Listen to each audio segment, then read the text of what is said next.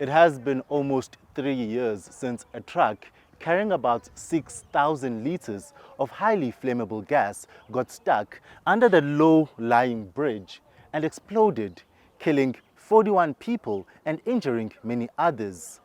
Now, the families of the victims of the deceased from that explosion and some of the survivors have filed a 65 million rand lawsuit suing 3 entities they believe are responsible for what they have called a preventable tragedy. The first entity being sued is Infinite Fleet Transport, which was responsible for the transportation of the liquid gas.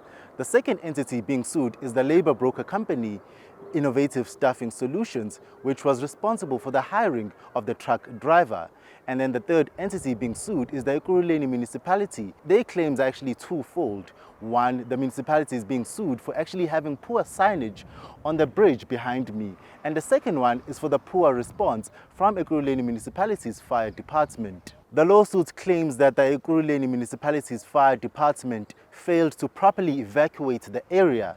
It says that in instances where a truck is carrying 6,000 litres of liquefied petroleum gas, the evacuation radius should be about 1,100 to about 1,400 meters from the source. Some of the people who lost family members from the deadly explosion have left Boxburg and relocated. However, that's not an option for Rose Mashaba, who lost 3 of her adult children in the tragedy. As a retired teacher, Rose says her home also lost 3 breadwinners. Yeah, then after that blast, because it was a big blast, I didn't go out. I take tea to my husband in the room. Then when I come from the room, my son, the other one, went out. When he came back, said, Mama, come and see. Then I went out of the gate. We went to that corner. What I saw there, I don't even want to talk about it. It was bad. I saw heads. People were bent. Some were even calling me. I don't even see them because they were badly bent. Luckily, my kids were bent, but I could recognize them, all of them. And my daughter was the one who was standing because it was the one who was calling the brother. The brother is the one that bent. He was just black. He didn't show that those things outside, but unfortunately, he bent inside because he died that day after maybe 3 hours. He died.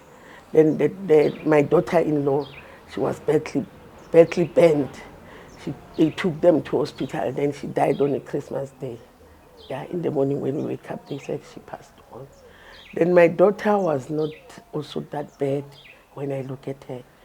We went to see her in the hospital. She was still okay. But on the 28th of December, she passed on. Yeah, because unfortunately she didn't tell me. She told the aunt that I'm badly bent inside. Don't tell my mom. Then when I go to see her, she was pretending to be okay. Then I was like having the hope that she'll be fine. Unfortunately, she died. Then it was sad. It was really sad because they were now 3. Then we have to bury them.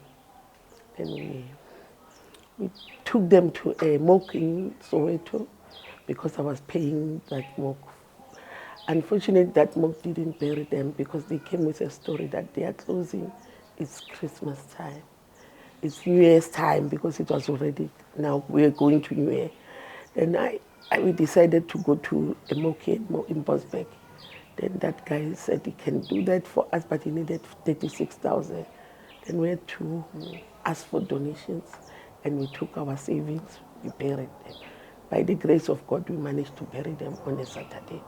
The Brits family home used to be a hive of activity with the children running around. Rosetta Brits lost 4 of her minor children during the explosion. I went over back where my daughter was lying, and they threw her already closed. Then I said to her, don't close her, she's alive. Sorry if I start crying. Then she said to me, no, she blew her last breath now. Then I said, no, don't tell me she's gone. Then he said, no, she is gone. Then the one paramedic guy opened it, and then he said, look, she's not breathing anymore. Then I said, okay, then I closed her up again. Then I called my other son, Adrian. I said, Adrian, where are you? Then just like away a little bit after where she was lying, he was lying. Then he said, I said, and then he says, Mommy, I'm going home. Then I said to him, Adrian, don't talk like that. You're going home with me, I'm going to take you home. And then when I turned him around, his whole left hand arm was gone. And then I said to them, I need another child. There's another child gone, a 10-year-old child gone. And they said to me, there's no other child there. Gone.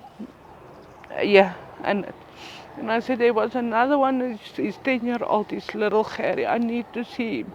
If he's awake or alive or where is he? Then the guy said to me, come we go to every hospital and see if he's not at the hospitals. No hospitals. We came back. They brought me here.